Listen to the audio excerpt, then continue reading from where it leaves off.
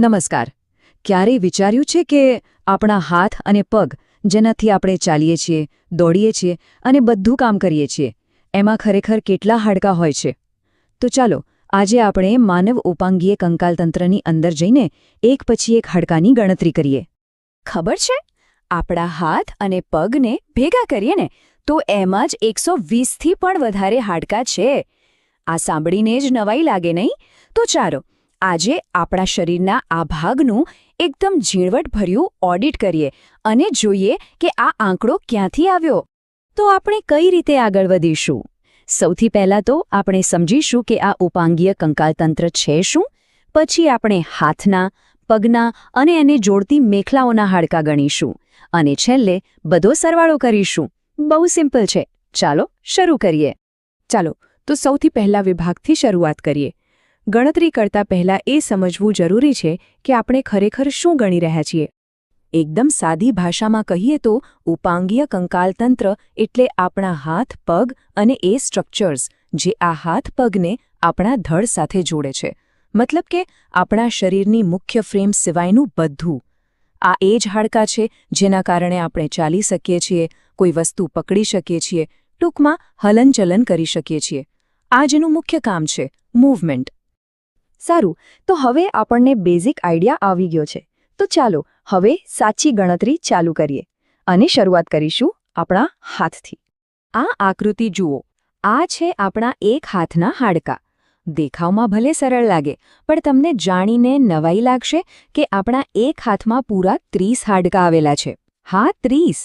તો ચાલો ખભાથી શરૂ કરીને છેક આંગળીઓ સુધી એક એક કરીને ગણીએ. તો આ 30 હાડકાંનું ગણિત શું છે? ચાલો સમજીએ. સૌથી પહેલાં ખભાથી કોણી સુધી, એ છે ભુજાસ્થિ, એક હાડકું. પછી કોણીથી કાંડા સુધી 2 હાડકાં છે, અર્ય અને પ્રકોષ્ઠાસ્થિ. આપણા કાંડામાં જ્યાંથી હાથ વળે છે ત્યાં 8 નાના નાના હાડકાં છે, એટલે જ આપણું કાંડું આટલું ફ્લેક્સિબલ છે. હથેળીમાં છે 5 હાડકાં અને છેલ્લે આપણી આંગળીઓ અને અંગૂઠામાં કુલ મળીને 14 હાડકાં છે. થઈ ગયા ને 30? બસ આ બધું મળીને એક હાથમાં થાય છે કુલ 30 હાડકાં. આ નંબર યાદ રાખજો, કારણ કે હમણાં જ કામ લાગશે. હવે એક હાથમાં 30 તો 2 હાથમાં કેટલા? સિમ્પલ, 60 હાડકાં. તો આપણા બંને હાથના મળીને કુલ 60 હાડકાં થયા. આ આંકડો યાદ રાખજો. તો હાથના 60 હાડકાં ગણાઈ ગયા છે. હવે ચાલો શરીરના નીચેના ભાગમાં જઈએ અને જોઈએ કે પગમાં કેટલા હાડકાં છે. હવે વારો છે પગનો. અને અહીં એક મજેદાર વાત છે. જેમ એક હાથમાં 30 હાડકાં હતા, બરાબર એટલા જ એટલે કે પૂરા 30 હાડકાં એક પગમાં પણ હોય છે. જાંઘથી લઈને છેક પગની આંગળીઓ સુધી આ ગણતરી એકદમ સરખી છે. તો પગના 30 હાડકાં કયા કયા? સૌથી મોટું જાંઘનું હાડકું, જેને ઉર્વસ્થિ કહેવાય. પછી નીચેના પગમાં 2 હાડકાં, ટિબિયા અને ફિબ્યુલા. પણ અહીં એક નાનકડો ટ્વિસ્ટ છે. યાદ છે, કાંડામાં 8 હાડકાં હતા, અહીં ઘૂંટીમાં 7 જ છે. તો પછી 30નો સરવાળો કેવી રીતે થાય? એનો જવાબ છે ઢાંકણી, એટલે કે ઘૂંટણનું હાડકું. આ એક વધારાનું હાડકું ગણતરીને પાછી 30 પર લઈ આવે છે.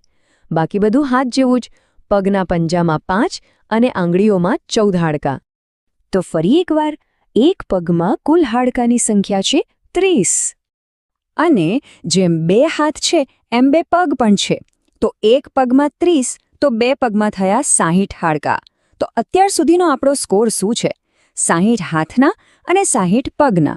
ટોટલ 120. આપણે આપણી મંઝિલની ખૂબ જ નજીક છીએ. સારું, આપણે 120 હાડકાં તો ગણી લીધા, પણ આ હાથ અને પગ શરીર સાથે જોડાયેલા કેવી રીતે છે? હવામાં તો નથી લટકતા, બરાબર? આ જોડાણનું કામ કરે છે મેખલાઓ. એક છે ખભાની સ્કંધ મેખલા અને બીજી છે કમરની નિતંબ મેખલા. ચાલો હવે એમને ગણીએ. અહીં જુઓ, બંને મેખલાઓ એક સાથે. ડાબી બાજુ છે સ્કંધ મેખલા, જે આપણા હાથને જોડે છે. એની રચના એવી છે કે આપણો હાથ ચારે બાજુ ફરી શકે. અને જમણી બાજુ છે નિતંબ મેખલા, એ આપણા પગને જોડે છે અને એનું મુખ્ય કામ મજબૂતાઈ અને સપોર્ટ આપવાનું છે. તો સ્કંધ મેખલામાં કેટલા હાડકાં છે? એમાં દરેક બાજુ 2 હાડકાં છે. એક આગળની બાજુ જેને આપણે હાંસડીનું હાડકું કહીએ છીએ અને એક પાછળની બાજુ એટલે કે સ્કંધાસ્થિ. તો 2 આ બાજુ અને 2 પેલી બાજુ, કુલ થયા 4 હાડકાં. હવે વાત કરીએ નિતંબ મેખલાની. એમાં ખાલી 2 જ મોટા શ્રોણી અસ્થિઓ હોય છે. પણ એક રસપ્રદ વાત કહું, જ્યારે આપણે જન્મીએ છીએ ત્યારે આ એક હાડકું 3 અલગ અલગ હાડકાનું બનેલું હોય છે, જે મોટા થતાં એકબીજા સાથે જોડાઈ જાય છે. આ જોડાણ જ આપણા શરીરના વજનને ઊંચકવા માટે જરૂરી મજબૂતી આપે છે. એટલે આપણે એને 2 હાડકાં તરીકે જ ગણીશું. બસ આપણે બધા ભાગો ગણી લીધા છે. હાથ, પગ, ખભા, કમર બધું જ. હવે સમય છે ગ્રેન્ડ ટોટલનો. ચાલો બધી સંખ્યાને જોડીએ. ચાલો તો હવે ફાઇનલ સરવાળો કરીએ. આ ટેબલ જુઓ. હાથના 60, પગના 60, ખભાની સ્કંદ મેખલાના 4 અને કમરની નિતંબ મેખલાના 2. તો 60 વત્તા 60 એટલે 120. એમાં 4 ઉમેરો એટલે 124. અને બીજા 2 ઉમેરો એટલે 126. યસ! આપણા ઉપાંગીય કંકાલ તંત્રમાં કુલ 126 હાડકાં હોય છે. આ છે આપણો ફાઇનલ આંકડો. તો આનો અર્થ શું થયો?